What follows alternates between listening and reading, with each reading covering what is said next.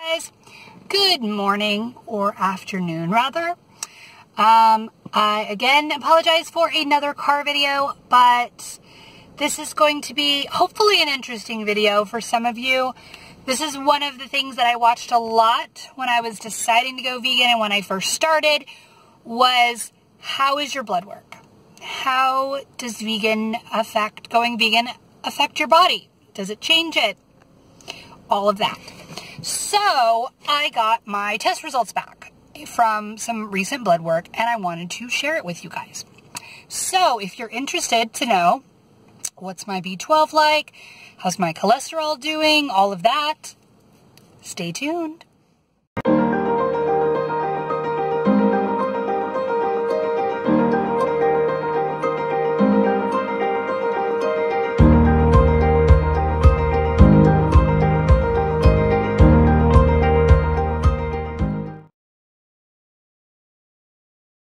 So, last year in August, I got my blood work done. It was with a different lab and a different provider, so some of the tests were not the exact, they didn't test all the exact same things, so I'm going to share the highlights with you and the things that were similar between the two. So, it is now April, the end of April, so I've been... math, right? August, September, October, November, December, January, February, March, April. 10 months? 9 months? Math. Okay.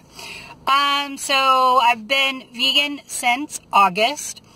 So I have not had a single bit of dairy, no animal products, no eggs, no honey, none of that. I had, so I was 30 pounds lighter. I'm 30 pounds lighter than when I started. So I did initially lose quite a bit of weight, and then I've just kind of maintained. I'm not really counting calories or trying to eat healthy at all. If you guys watch my What I Eat in a Day videos, I do eat oil, I do eat fats. We eat vegan cookies. So I'm definitely not really working too hard, but I was able to lose 30 pounds. My blood pressure last year in August was 120, 125 over 80, somewhere in that range. So still fairly decent for a female, 38, but of course not ideal. This time around, and I tend to have white coat syndrome, so I kind of freak out when I go to doctors. So that is kind of sometimes an issue with me. But this time around, I was 112 over 80, which is really good, I think. So, little wins there, right up to start. So then I got my blood work back. And let me go over the highlights, I guess, for you. And, we'll kind of go from there. So my iron level was at a 42. Now, that's not huge. A lot of you probably, 42 is not a big thing. 42 is within the range. That's my ferritin level. 42 is okay. It's in that range. And I've struggled with being anemic for many, many years. I was anemic with River when I was pregnant with River, and then after I had her, I was really anemic, and my ferritin went down to like 7. I was exhausted. I had no energy. I was not doing very well. So I ended up having to I supplemented for a good 6 months, and my numbers were not climbing. So I ended up having to do an infusion. And so when I did the iron infusion, I got up to, it was about a 50, 60, I think, after it was all said and done. So to still be at a 40 when I know that I wasn't eating enough iron even when I was eating meat is really good. So it's been, River's 5. So I had that infusion about 4 years ago. So I'm pretty much kind of hanging out in the same area. I might want to supplement at some point, but I just pretty much just watch it and make sure that everything is copacetic there. So iron level, pretty good. What else? My A1C was at a 5.7, which is right, slightly higher than it should be. And this is because I have been pre-diabetic forever, so that is pretty much my number. I hang out at about 5.7. Sometimes I'll do a 5.6, but it's generally right there on the cusp. I have PCOS, so insulin resistance. My mom's diabetic, my dad's diabetic. I had gestational diabetes with my oldest son, so I definitely am predisposed to diabetes. So 5.7 is not surprising at all. So it's not full-blown diabetic, it's just considered in the pre-diabetic range, which means we have to watch it, and I need to probably cut some of my sugar out. So something that I will be working on for sure, but nothing really surprising there. As far, they did a CBC, I think it's called, so the panel to check your white blood cells and all of that, and that was almost identical to last year's results, so nothing there really. It was fine before, so it's fine now.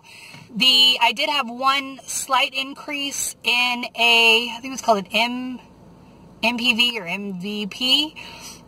From what I'm able to tell, it's how big your platelets are, how fat they are, and I'm still in the range of normal, but now I'm on the high range of normal, whereas I was in the low range before. So I was at 8, 9 before, and now I'm at a 12. So still within the range of normal. From what I can tell, it's either due to an increase in omega-3s that I'm eating as a vegan, so obviously more soy and flax seeds and chia seeds and stuff like that. Or another source that I was reading about was talking about that it can also be an indicator of inflammation.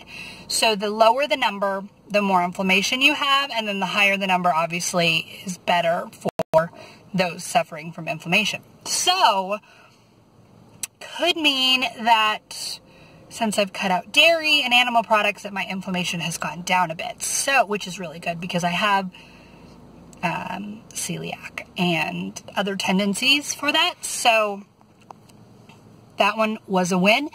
And I read that that's a common one that'll go up once you become vegan. So kind of cool there.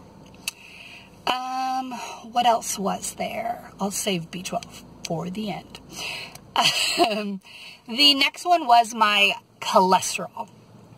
Now, in the cholesterol area, there was a little different.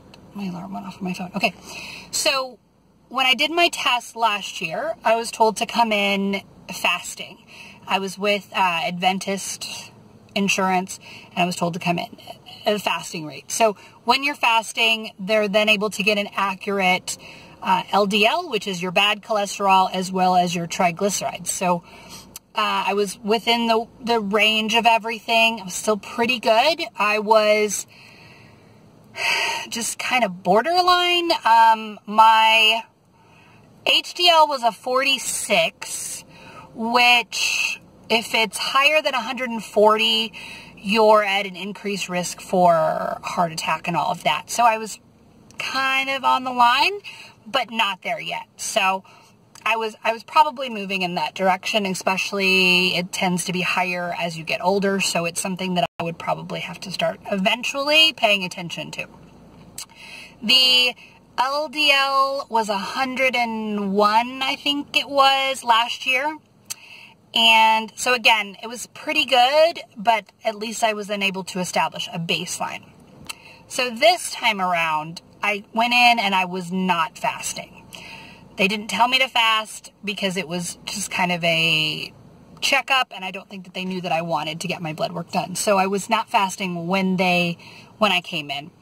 So from what I read, and basically what the doctor told me is that the LDL and the triglycerides are not going to be accurate because it's going to take into account what I've eaten recently. So those numbers kind of would be thrown out. Now, they were almost identical, off by a couple points from last year's results. So I would assume that they're probably lower, but I had eaten breakfast and stuff. So I don't really know.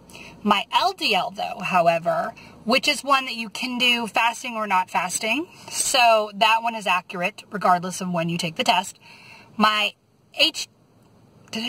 my HDL, which is your good cholesterol, which is the higher number of that, the more protection basically you have for heart attacks and that kind of thing, went up by 10 points, which is pretty damn good. So it's now at a 56 versus the 46 that it was last year, which I think is a major win and put me in a very low risk category for having heart problems right now and heart disease.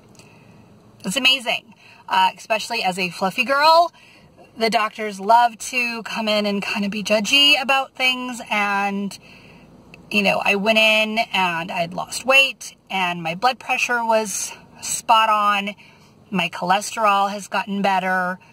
There wasn't a whole lot for them to yell at, which is really good. So I actually got an Attagirl from the doctor, which is really nice. So yeah, cholesterol, good cholesterol went up. I'm assuming that the LDL went down, but again, because of the fasting, I wasn't able to get an accurate reading on that one. Everything else was pretty much the same. Yeah, so the big one that everybody always asks, we all know where this is going, what is my B12, right? Because that's one of the big arguments that meat eaters and omnivores say about the vegan diet is, but what about B12? What about B12? And studies show that everybody should probably be supplementing anyways, because now our food is cleaner and all of that, so we've actually lost a lot of the B12. As far as supplementing, I do have the Garden of Life, I think is the brand. It's a spray. I do have that, and I use it once a week. I mean, I want to say that I'm better at it, but I would be lying. So I do it when I remember. I have it on the countertop. I try to do it once a week, and then I also, you know, will go around and spray the kids as well. But I do it maybe once a week. I don't do it consistently as much as I should. We do, I don't know if any of our milks have B12 in them, but we do have Nooch, and, you know, I'm all about the macaroni and cheese and things. So, you know, I'm getting B12 in that way as well.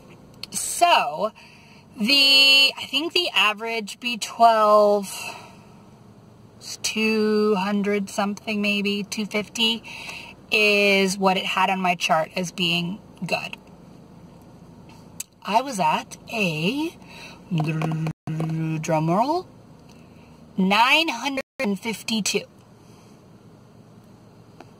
952. So my B12 was flagged as being high.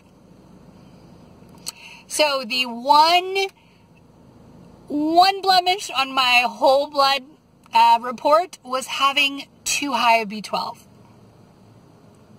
Not bad for vegan.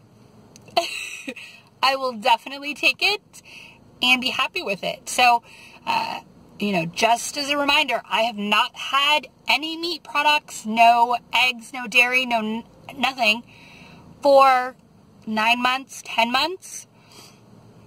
And my B12 is fine. So I could probably even supplement less, but I like Nooch, so I'm going to keep eating it. But yeah, so there you go. That is my blood test results. I get a physical every year, and so I will continue to do these as it comes down the pipeline. But so far, I can't really complain. Let me know in the comments if you are vegan, what are your levels? What's your B12? If you know it, did you see a change in your cholesterol? And let me know if you know anything about that. Is it MPV or MVP? I can't remember. If you know anything about that one, because I can't figure out if it's from the increased omega-3s or if it's the inflammation. So let me know if you know anything about that one. And otherwise, I will see you guys very soon with another video. Bye.